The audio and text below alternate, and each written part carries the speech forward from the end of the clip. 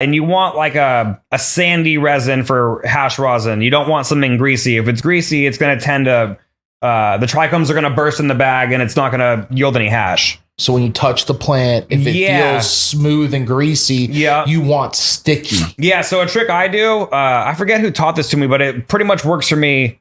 It works. So you take a black glove, it weeks 7 of flour, you put it on, you go up to a flower, you squeeze it, and then you look at the glove, and if you can see intact trichome heads, chances are you've got a washer. If it's greasy on the glove, like it looks like, you know, there's like a little bit of like Vaseline on there almost, or like, you know, like a little greasy look, it's not going to make hash.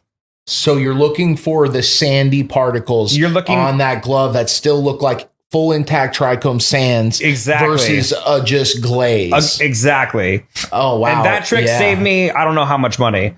And so did you ever get into jar tech as well, where you would shake the jar? No, I never did jar tech. The glove test always worked for me. And that's to the point now where I can just kind of tell by feeling the resin. Once you've done it enough, like you can touch a plant and you know if it's going to wash. You can touch a plant right now and you can tell us, oh, that's going to wash or not. I'm not saying percentage, but not percentages, but like, yes, it will be worth money or not. Yeah. And I think most people who grow for hash can probably do that at some point. You touch enough plants and you get that, you know, just like anything, you start to get an understanding. What's it feel like? Sandy. Mm-hmm. Between your fingers. Yeah. And what else are you looking for? Sandbags. Yeah. Size of heads. Larger, you know, obviously larger heads are better. So you put a small microscope and you actually look at the heads and you're looking for larger head to calyx ratio or larger head to stem ratio. Exactly. Interesting. Yep. And then time of harvest comes into play too. Like when you're going for flowers, you want to take it as long as you can.